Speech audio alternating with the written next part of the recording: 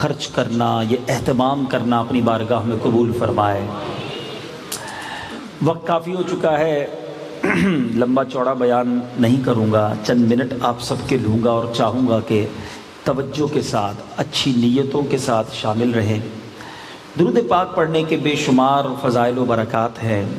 حضرت ابو المواہب رضی اللہ تعالیٰ عنہ فرماتے ہیں، اور یہ واقعہ امام عشق و محبت، مجدد دین و ملت، پروانہ شمع رسالت امام احمد رضا خان علیہ رحمت الرحمن نے اپنے شہرۂ آفاق فتاوی رضویہ شریف کی جلد نمبر 23 کے صفحہ نمبر 122 پر نقل کیا کہ حضرت عبد المواہب رضی اللہ تعالیٰ عنہ فرماتے ہیں کہ میں نے خواب میں نبی پاک علیہ الصلوۃ والسلام کی زیارت کی۔ پیارے آقا علیہ الصلوۃ والسلام نے مجھ سے فرمایا کہ تم قیامت کے دن 1,00,000، تو حضرت کہتے ہیں کہ میں نے پیارے آقا علیہ الصلوۃ والسلام سے سوال کیا کہ حضور اتنا کرم مجھ پر کیوں ہوا، اتنا بڑا مرتبہ مجھے کیوں عطا کیا گیا، میں اس کرم کے کہاں تھا قابل۔ حضور کی بندہ پروری ہے۔ سنو، نبی پاک علیہ الصلوۃ والسلام فرماتے ہیں وجہ یہ ہے کہ تم مجھ پر درود پڑھ کر اس کا ثواب مجھے نظر کر دیتے ہو۔ سبحان اللہ، پتہ چلا کہ درود پڑھنا چاہیے، کثرت سے پڑھنا چاہیے۔ درود پاک کا ثواب بھی اور اپنے سارے اعمال کا ثواب بھی نبی پاک کی بارگاہ میں ہی پیش کرنا چاہیے۔ اس کا طریقہ بھی علماء نے لکھا کہ ثواب نظر کرنے کا طریقہ یہ ہے کہ پڑھتے وقت ثواب نظر کرنے کی دل میں نیت کر لے، یا پڑھنے کے بعد نیت کر لے، زبان سے کہہ لے کہ اس درود شریف کا ثواب رسالت باب صلی اللہ تعالی علیہ وسلم کی بارگاہ میں پیش کرتا ہوں، اس کا ثواب نبی پاک کی نظر کرتا ہوں، تو انشاءاللہ درود بھی پہنچے گا، بعد میں ثواب بھی آقا کی بارگاہ میں پہنچے گا۔ اچھا، دنیا کا دستور ہے جب کوئی بادشاہ کے بارگاہ میں فقیر جاتا ہے نا، وہ اپنی اوقات کے مطابق تحفہ دیتا ہے۔ بڑا بادشاہ ہو، بہت بڑا سخی ہو، اور ایک فقیر جائے، فقیر تو اپنی حیثیت کے مطابق تحفہ دیتا ہے نا، مگر جب بادشاہ تحفہ دیتا ہے تو اپنی شان کے لائق عطا فرماتا ہے۔ تو ہم نبی پاک کے دربار میں اپنی حیثیت کے مطابق درود پاک کا نذرانہ پیش کریں۔ میرے آقا جب عطا فرمائیں گے، سبحان اللہ، پھر اتنا عطا فرمائیں گے کہ جھولی ہماری تنگ ہے، تیرے یہاں کمی نہیں، میرے کریم سے گر قطرہ کسی نے مانگا، میرے کریم سے گر قطرہ کسی نے مانگا، دریا بہا دیے ہیں، دربے بہا دیے ہیں۔ عادت کیسی؟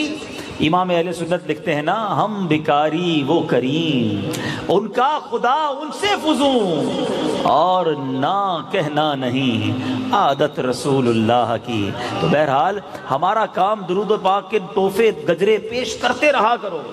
پیارے آقا ضرور ایک بار نگاہ فرمائیں گے تو بگڑی بنا دیں گے۔ آئیے محبت کے ساتھ با آواز بلند درود پاک پڑھ لیجئے۔ صلو علی الحبیب صلی اللہ تعالی علی محمد صلی اللہ علیہ وسلم۔ ایک حدیث پاک آج بیان کروں گا، اور اسی حدیث پاک کے تحت چند مدنی پھول۔ سرور کائنات علیہ الصلوۃ والسلام کو اللہ تبارک و تعالی نے ایسے کلمات عطا فرمائے۔ اب بڑے بڑے لوگوں کے کلمات پڑھتے ہوں گے، سنتے ہوں گے، گولڈن ورڈز کہا جاتا ہے، سنہری اقوال کہا جاتا ہے۔ ساری دنیا کے پڑھے لکھے انٹلیکچوئلز، بڑے جناب ماہر نفسیات اور بڑے عقل دان دانشوروں کے اقوال پڑھیں، ان پر کتابیں لکھی جاتی ہیں، مگر رب نے اپنے حبیب کو کیسا کلام عطا کیا۔ لوگ کہتے ہیں نا دریا کو کوزے میں بند کر دیا، میرے آقا تو ایسا لگتا ہے کئی سمندروں کو کوزے میں بند کر دیتے ہیں۔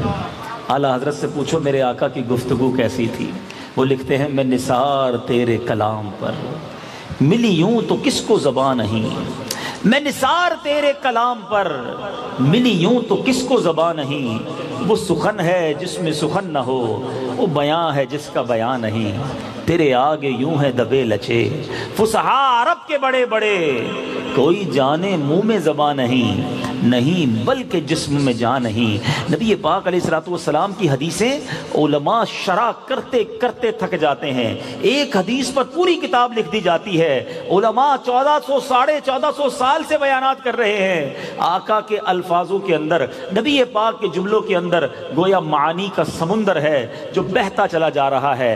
آج جو حدیث میں نے آپ کو بیان کرنی ہے چند لفظوں پر مشتمل ہے، مگر کیا باتیں ہیں، کیا میسج ہے، ہم اسی پر عمل کر لیں تو زندگی آسان ہو جائے گی۔ نبی پاک فرماتے ہیں اغتنم خمسا قبل خمس، آقا فرماتے ہیں 5 چیزوں سے پہلے غنیمت جانو۔ 5 ایسی چیزیں ہیں جو تمہارے پاس ہیں اور 5 وہ ہیں جو آنے والی ہیں، ان آنے والی چیزوں سے پہلے جو تمہارے پاس موجود ہیں انہیں غنیمت جانو۔ اب غور سے سنیے وہ 5 چیزیں کون سی ہیں۔ نبی پاک فرماتے ہیں شبابک قبل حرمک، جوانی ہے اس کو بڑھاپے سے پہلے غنیمت جانو۔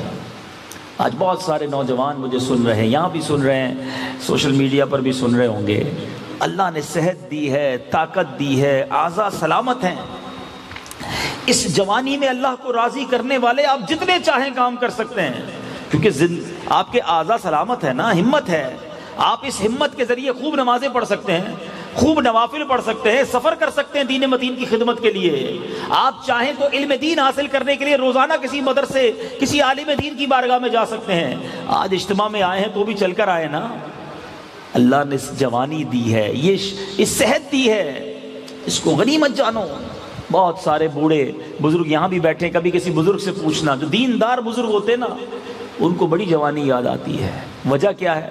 کہتے کاش جوانی ہوتی تو میں اور نفل پڑھتا، میں کھڑے ہو کر اللہ کی عبادت کرتا، آج کھڑے نہیں ہوا جاتا، میں نفلی روزے رکھنا چاہتا ہوں مگر جناب اب صحت ساتھ نہیں دیتی ہے۔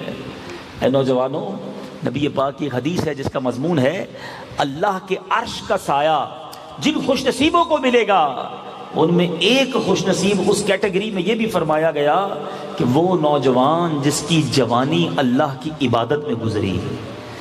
تو مولانا مفتی اعظم ہند مصطفیٰ رضا خان صاحب نوری لکھتے ہیں نا، اعلیٰ حضرت کے شہزادے ہیں نا، لکھتے ہیں ریاضت کے یہی دن ہیں بڑھاپے میں کہاں ہمت، ریاضت کے یہی دن ہیں بڑھاپے میں کہاں ہمت، جو کچھ کرنا ہے اب کر لو ابھی نوری جوان تم ہو۔ تو اے جوانوں، اللہ نے یہ صحت دی، جوانی دی، اس پہ خوب اللہ کو راضی کر لو اس سے پہلے کہ بڑھاپا آ جائے۔ اچھا پھر شیطان لمبی امیدیں بھی دلاتا ہے، کسی کو نماز کی بات کرو، کسی کو کہو گناہ چھوڑ دو، بھائی سنتیں اپنا لو، تو کہتے ہیں یار ابھی تو جوانی ہے، ابھی تو مزے کے دن ہے، ابھی تو شادی بھی نہیں ہوئی ہے، بوڑھا ہو گیا، بس میرا کام ہی ایک ہوگا، اللہ اللہ ہی کروں گا، مسجد کے کونے میں بیٹھا رہوں گا، داڑھی بھی رکھ لوں گا، پھر سارے سیدھے کام کروں گا، بس بوڑھا ہونے کی دیر ہے، ابھی جوانی میں تو مزے کرنے دو۔ چلے پھر ان نوجوانوں سے ایک سوال کر لیتے ہیں کہ تمہارے پاس کوئی ایسی گارنٹی ہے کہ تم بڑھاپے تک زندہ رہو گے؟ اتنے سارے اسلام میں پیچھے تک نظر آ رہے ہیں، کوئی ایک ہے ایسا جس کے پاس یہ گارنٹی ہو کہ میں 1 ہفتہ زندہ رہوں گا؟ اچھا 1 ہفتے کی بھی نہیں ہے، کل صبح تک زندہ رہنے کی گارنٹی ہے کسی کے پاس؟ کل صبح تک زندہ رہوں گا اس کی بھی گارنٹی نہیں۔ آگاہ اپنی موت سے کوئی بشر نہیں، سامان 100 برس کا ہے، پل کی خبر نہیں۔ جب آپ کو پل کی خبر نہیں ہے تو بڑھاپے کا انتظار کیوں کر رہے ہیں؟ ارے جوانی اگر ہمت میں ہے نا، جوانی میں کہتے ہیں لوگ جوش ہے، چیلنج ہونا چاہیے۔ ارے چیلنج لینا ہے تو کیوں موٹر سائیکل کی ریس کا چیلنج لینا ہے؟ چیلنج لینا ہے تو معاذ اللہ کسی جوئے کے اندر کیوں چیلنج لینا ہے؟ آؤ نا شیطان کو چیلنج دیتے ہیں کہ آجا شیطان تو اپنے داؤ پیچ آزما لے، تو جتنا چاہے مجھ پر زور لگا لے، میں رحمان کا بندہ ہوں، تیری باتوں میں نہیں آؤں گا۔ مزہ تو یہ ہے نا، مرد بنو نا۔ تو پتہ چلا میرے آقا نے فرمایا کہ جوانی کو غنیمت جانو بڑھاپے سے پہلے۔ اگلی حدیث کا اگلا جز نبی پاک فرماتے وَصِحَّتَكَ قَبْلَ سَقَمِكَ، آقا کہتے ہیں صحت کو بیماری سے پہلے غنیمت جانو۔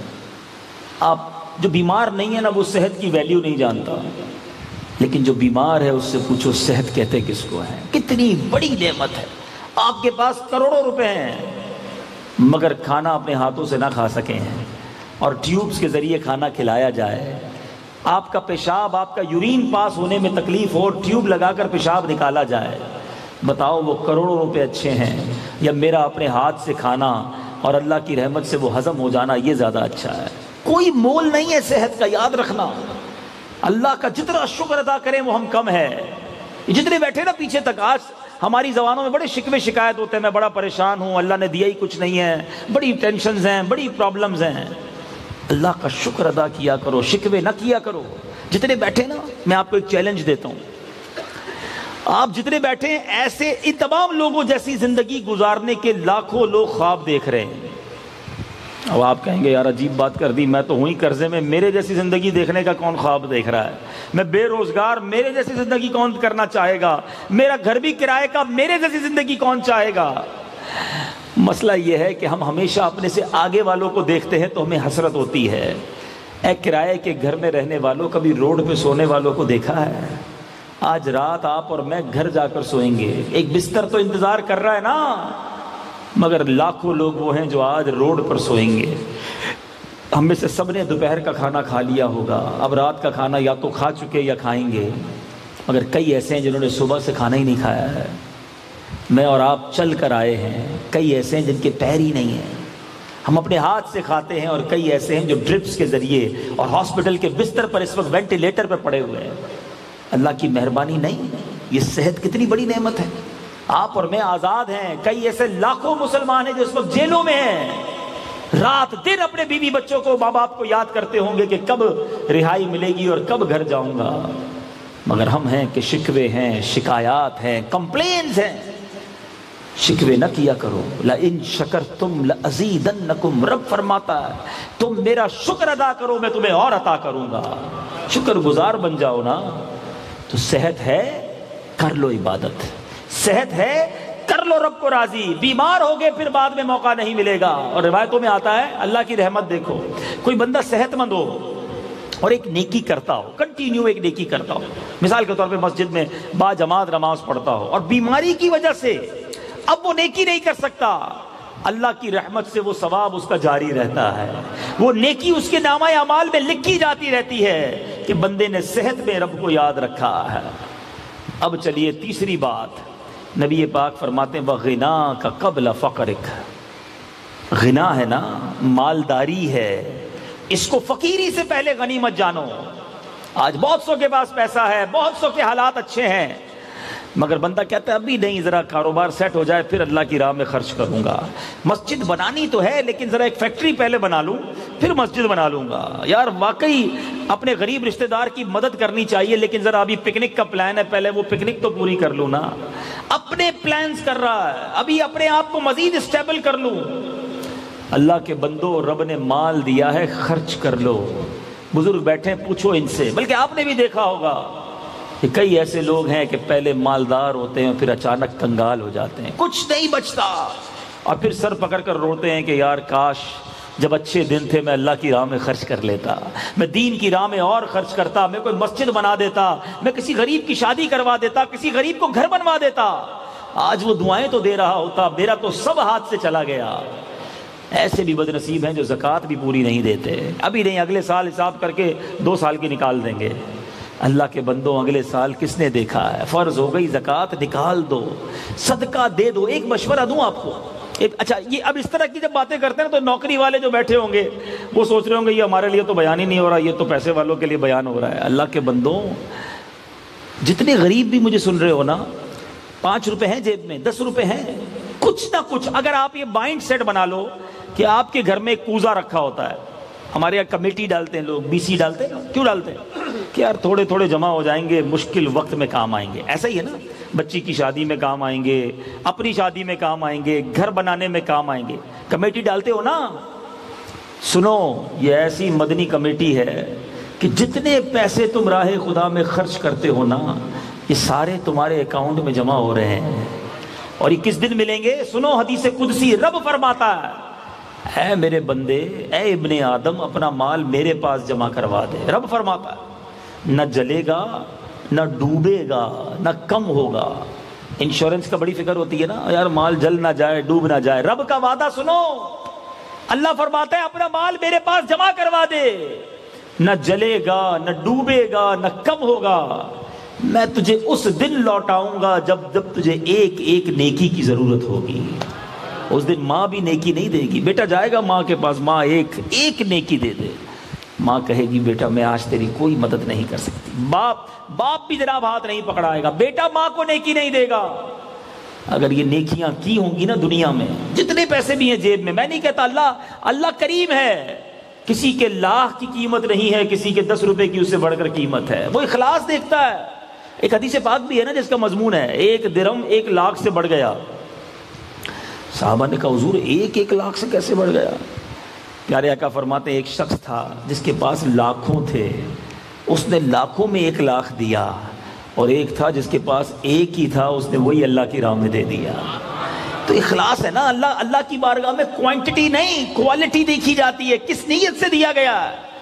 تو مالداری کو فقیری سے پہلے غنیمت جانو۔ آج جیب میں پیسے نا، جمعے کی نماز میں مثال کے طور پہ آپ جاتے ہیں، کچھ نہ کچھ ڈبے میں اس نیت سے ڈالو یہ میرے اکاؤنٹ میں جا رہے ہیں۔ کوئی غریب آ گیا، لوگ کہتے ہیں یار بھائی زکوٰۃ تو پوری دے دی، اب اگلی رمضان میں آنا، نہیں، ابھی اللہ نے تو دیا ہوا ہے نا، زکوٰۃ دے کر بھی کنگلا تو نہیں ہو گیا نا۔ ایک اور حدیث قدسی سن لو، اے میرے بندے گن بلکہ حدیث پاک ہے، نبی پاک فرماتے ہیں جس کا مضمون ہے گن کر خرچ نہ کرو ورنہ وہ رب کریم بھی تمہیں گن کر عطا فرمائے گا۔ دیتے رہا کرو اور اسی نیت سے دیا کرو کہ یہ میرے ہیں، یہ جمع ہو رہے ہیں، یہ آخر میں بڑا کام آئیں گے۔ تو اللہ نے جس کو جیسے نوازا ہے وہ دیتا رہے۔ مالداری کو غربت سے پہلے غنیمت جانو۔ چوتھی بات نبی پاک فرماتے ہیں، آقا فرماتے ہیں وَفَرَاغَكَ قَبْلَ شُغْلِكَ، فراغت کو مصروفیت سے پہلے غنیمت جانو۔ ہاں کچھ لوگ بڑے فارغ ہوتے ہیں، پنجابی میں کہتے ہیں ویلے ہوتے ہیں، کام ہی کوئی نہیں ہوتا۔ کیا کرتے ہو بھائی؟ بس صبح جاب پہ جاتا ہوں، شام کو واپس آتا ہوں، پھر کیا کرتے؟ کچھ نہیں کرتا۔ ارے اللہ کے بندے، تمہارے پاس 3-4 گھنٹے روز فارغ ہیں، کچھ میں نیکی کما لو، کوئی علم دین سیکھ لو۔ اتنے بڑے بڑے یہاں ڈگریاں ہولڈر بیٹھے ہوں گے، کھڑا کر کے پوچھو نماز جنازہ کی دعا کس کو آتی ہے، غسل میت کس کو آتا ہے، وضو کے فرائض، وضو کے شرائط، بیسکس آف اسلام نہیں آتے، پھر بھی فارغ ہیں۔ ہم فارغ کہاں ہیں جناب؟ 3 گھنٹے موبائل پہ بیٹھتا ہوں، سوشل میڈیا پہ دوستوں سے گپ شپ روز پابندی سے کرتا ہوں، رات 2 بجے تک چائے کی دکان پہ ملوں گا آپ کو، بالکل فارغ نہیں ہوں۔ اگر یہ مصروفیت ہے تو خود سوچ لیجئے کیا کر رہے ہیں آپ۔ جس کے پاس فراغت ہے نا، واللہ یہ بڑی نعمت ہے، اس فراغت کو مصروفیت سے پہلے غنیمت جانیں۔ علم دین سیکھ لیں۔ قرآن، کتنے ایسے جو قرآن تفسیر کے ساتھ پڑھے ہوئے ہیں، کہلاتا مسلمان ہوں مگر رب کا کلام ابھی تک نہیں پڑھ سکا۔ اپنے آپ سے پوچھے نا، 30 سال 40 سال 50 سال کا میرا بھائی بیٹھا ہوگا مگر قرآن تلفظ سے پڑھنا نہیں آتا، قرآن تفسیر اور ترجمہ پڑھا نہیں، روز کا آدھا 1 گھنٹہ قرآن کو ہی دے دیتے۔ اللہ سلامت رکھے دعوت اسلامی کے ماحول کو، کتنے طریقے دے دیے ہمیں علم دین سیکھنے کے۔ صبح ٹائم ہے تو صبح جامعہ میں آ جائیں، شام ٹائم ہے تو شام دعوت اسلامی والوں کو پکڑ لیں، اگر لیٹ نائٹ ٹائم ہے تو آن لائن پڑھ لیں۔ لیکن ہمیں پڑھنا ہی نہیں ہے، ہم نے سیکھنا ہی نہیں ہے، تو پھر اپنی فراغت کا ہم کیا حال کر رہے ہیں؟ ایسا نہ کریں۔ ہر لمحہ آپ نیکیوں میں گزار سکتے ہیں۔ یہ فراغت کتنی نیکیاں لا سکتی ہے، ذرا مل کر کہیے سبحان اللہ، الحمدللہ، زور سے کہیے نا اللہ اکبر۔ کتنی دیر لگی؟ 30 سیکنڈ نہیں لگے۔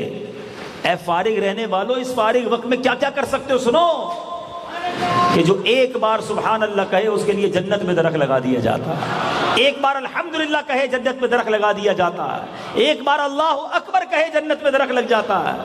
اب آپ کے اوپر ہے 4 گھنٹے 3 گھنٹے ٹی وی کے سامنے بیٹھ کر موبائل فون پر چیٹنگ کر کے گزارنے ہیں، یہ تسبیح لے کر میں جنت میں درخت لگاتا چلا جاؤں، قرآن پڑھتا جاؤں، رحمتیں نازل ہوتی جائیں۔ اپنی فراغت کو مشغولیت سے پہلے غنیمت جانو۔ اور کونین کے والی آخری بات فرماتے ہیں وَحَيَاتَكَ قَبْلَ مَوْتِكَ، زندگی کو موت سے پہلے غنیمت جانو۔ پتہ بھی نہیں چلتا انسان دنیا سے چلا جاتا ہے، صبح گھر سے جاتا ہے کہ شام یہ والا کھانا پکا کے رکھنا، شام بندہ نہیں آتا، اس کی لاش آتی ہے۔ بڑے پلانز ہوتے ہیں کہ 5 سال بعد گھر بناؤں گا، 10 سال بعد فیکٹری بناؤں گا، بچے کی شادی کرنی ہے، لیکن اس سے بہت پہلے قبر میں اتر جاتا ہے۔ کب زندگی میں توبہ کریں گے، کب زندگی میں رب کو راضی کریں گے؟ کوئی ہے ایسا جس کو گھر پہ نوٹس آتا ہو کہ جناب آپ کے 3 مہینے باقی ہیں زندگی کے، توبہ کر لیجئے، اللہ کو راضی کر لیجئے 3 مہینے بعد دنیا سے چلے جائیں گے. ایسا نہیں ہوتا. سڈنلی اچانک موت آتی ہے اور بندہ چلا جاتا ہے. تو خدا را مرنے کی تیاری کیجئے, زندگی کو غنیمت جانیے. ہمارے اسلاف کو ایک ایک لمحے کی قدر تھی. سیدنا جنید بغدادی رحمۃ اللہ تعالی علیہ کتنے بڑے اللہ کے ولی ہیں, مگر کیسی قدر تھی وقت کی. ذکر الہی کرتے رہتے. ایک بار ایک نائی کے پاس گئے مونچھیں ترشوانے کے لیے. نائی نے کہا حضرت تھوڑی دیر خاموش ہو جائیں, اگر آپ خاموش نہ ہوئے تو آپ کے ہونٹوں پہ کٹ لگ جائے گا. آپ نے فرمایا تم اپنا کام جاری رکھو, کٹ لگتا ہے تو لگ جائے, میں اللہ کا ذکر نہیں چھوڑ سکتا. ان کو احساس تھا کہ یہ سانسیں ہیں تو نیکیاں ہیں. مرنے کے بعد بندہ کہے گا مولا دوبارہ بھیج, تجھے سجدہ کروں گا, 2 رکعت نفل پڑھنے کا موقع دے دے, اے اللہ ایک بار سبحان اللہ کہنے کا موقع دے دے. اس وقت موقع نہیں ملے گا. آج موقع ہے تو کر لو نا, آج موقع ہے تو وقت ضائع کر رہے ہیں. آج ایک حدیث پیش کی ہے اور 5 میسج ہیں, کاش کہ دل میں اتر جائے میری بات. اپنی آخرت کی فکر کیجئے, اپنے وقت کی قدر کیجئے. برف بیچنے والے کو دیکھا ہے آپ نے, ٹھیلے پہ, اب تو نہیں بکتی لیکن پہلے جب ٹھیلے پہ برف بکتی تھی, برف کھانا اب بھی ہوتا ہے. برف بیچنے والے کو جو ہے نا اپنی برف بیچنے کی بڑی جلدی ہوتی ہے.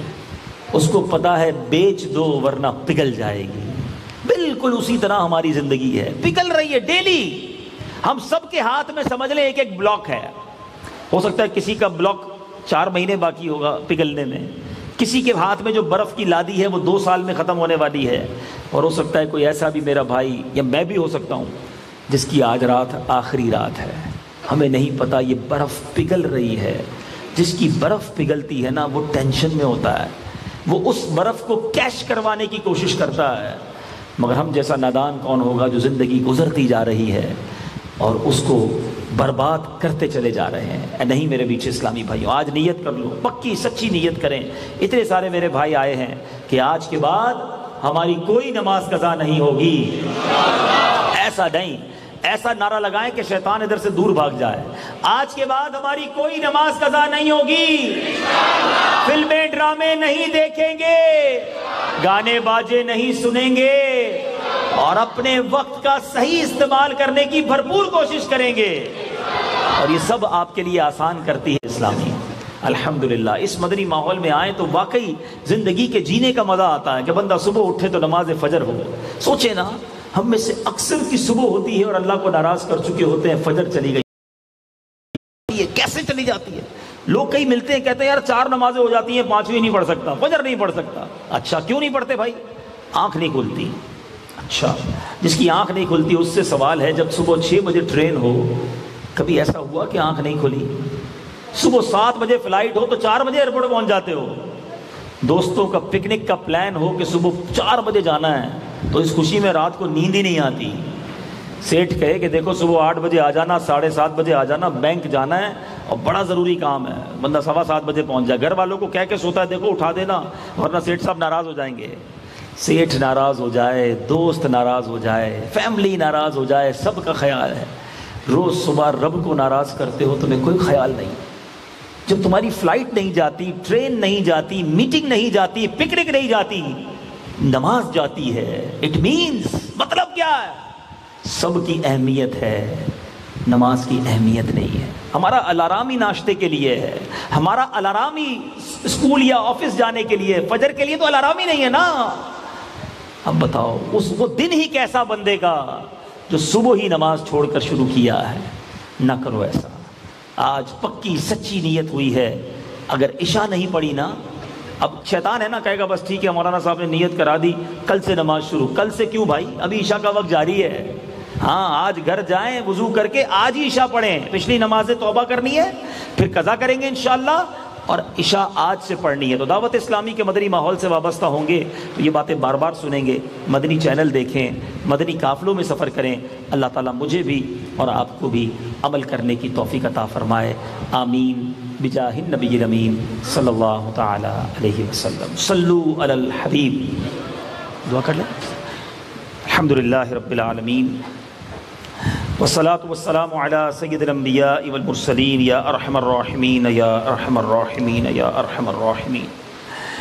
یا ربنا یا ربنا یا ربنا یا ربنا یا ربنا یا اللہ یا رحمان یا رحیم اللہم ربنا آتنا فی الدنیا حسنۃ وفی الآخرۃ حسنۃ وقنا عذاب النار وقنا عذاب القبر وقنا عذاب الحشر وقنا حساب المیزان۔ رب کریم ہم سب کا جمع ہونا اپنی بارگاہ میں قبول فرما، ہم سب کے تمام صغیرہ کبیرہ گناہوں کو معاف فرما، ہمارے والدین کی، نبی پاک علیہ الصلوۃ والسلام کی ساری امت کی بخشش فرما۔